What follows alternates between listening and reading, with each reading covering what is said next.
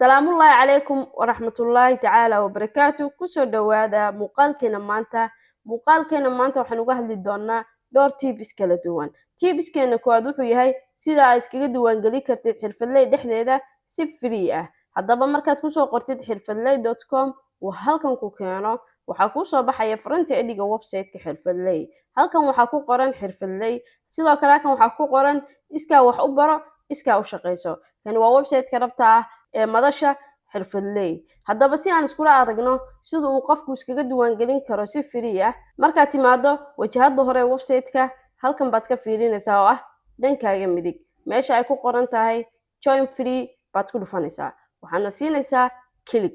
click marka soo siisid halkan buu ku keenaya halkan waxa ku qoran my account waxay hoos baad u digaysaa marka scroll down aad hadid laba option buu ku siinaya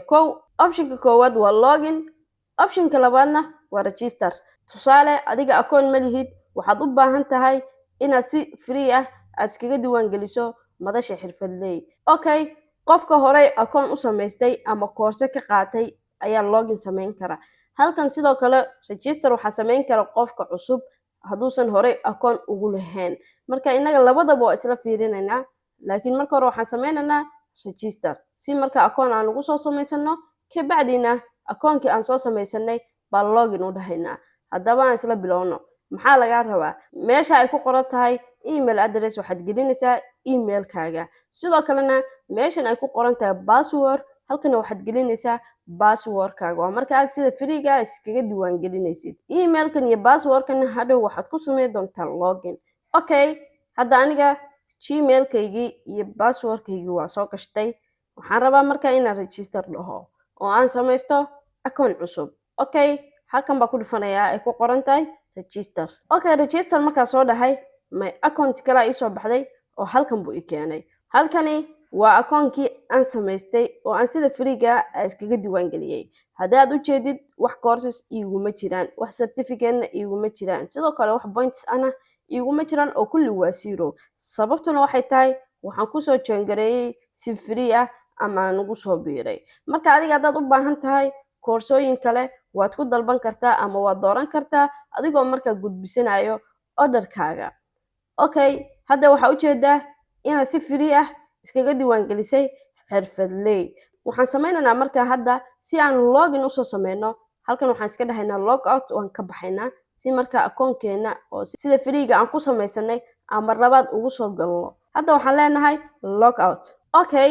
marka log out soo dhahnay halkan buu na keenay wax yar hoos baan u soconaynaa halkan hore baan iskula aragnay waxaan hore u aragnay login sidoo kale register hadda register waa soo sameynay maxaa u baahanahay marka account-keena banaanka ka joogno inaan hadda account-kii aan soo sameynay ee register aan ku soo sameynay inaan login dhihi karno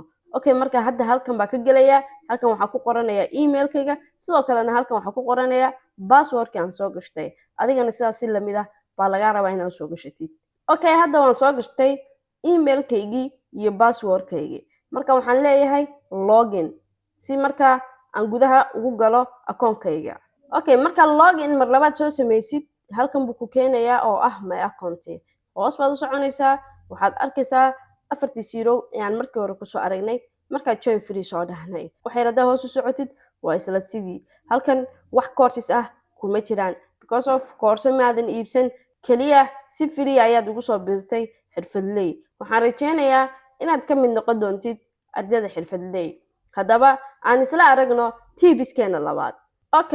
tipskeena labaad waxaan ku arki doonaa waxa ay badanaa ardaydu ay ku wareeraan tusaale kale hadda waxa ku jirta dashboard-kaaga koorsooyinka halkan courses baa kugu jira ama hal course waxay noqotaba ama labo halkan sidoo kale waxa kaaga soo bixi doona courses-kaaga marka halkan waa ku dhufanaynaa si aan iskula aragno tipskeena labaad waxaan leenahay click adigana markaas koorsada aad halkan kugu jirto baad ku dhufanaysaa waa hagaag markaad ku soo dhufatid koorsadii halkan buu ku keenayaa halkan oo ah courses content meesha casharadu ay kugu jiraan oo aad ka arkaysid ciwaanada tusaale hadda anigu waxaan ku dhufanayaa si aan markaas idinku tuso cashirka koowaad baan hal mar click siinayaa markaan sidaa ugu dhufto halkan buu i keenay sidaa u jeedaanba hadda waxaan ku jiraa cashirkeygii koowaad hadaba waxaa idin tusayaa idinkana marka wax yar hoos u socotaan oo scroll down aad dhahdaan wax yar hoosta ugu socotaan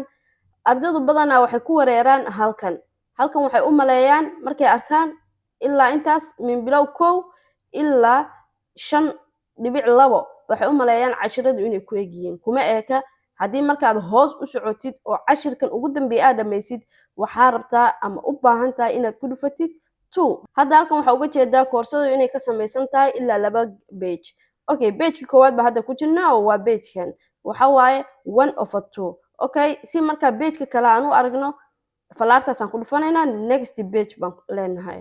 okay hadda waa kana wuuna keenay pagekeena labaad 2/2 hadda waxaa u jeedaan pagekeygii labaad inaan ku jiro oo meesha ugu dambeysana ay tahay cashirkii ugu dambeeyay ee koorsada haddii markaa falaarta aad ku dhufataan oo mar labaad dib u noqotaanna waxaa arkaysaan cashiradii aad hore usoo dhaafteen taasina waa taas oo badanaa ardaydu waxay ku wareeraan markay pagekan dhameeyaan meesha ay uga sii gudbi lahaayeen qaarkood waxay ku istaajiyaan halkan taasna waxaan rajaynayaa inaad fahanteen oo pageka koowaad cashirkiisa ugu dambeeya markaad soo gaadhaan inaad falaarta ku dhufanaysaan waa haddii markaas uu cashirku ka kooban yahay pages badan idinkuna aad arkaysaan koorsadu inaysan halka ku ekaanin marmar waxaa jirta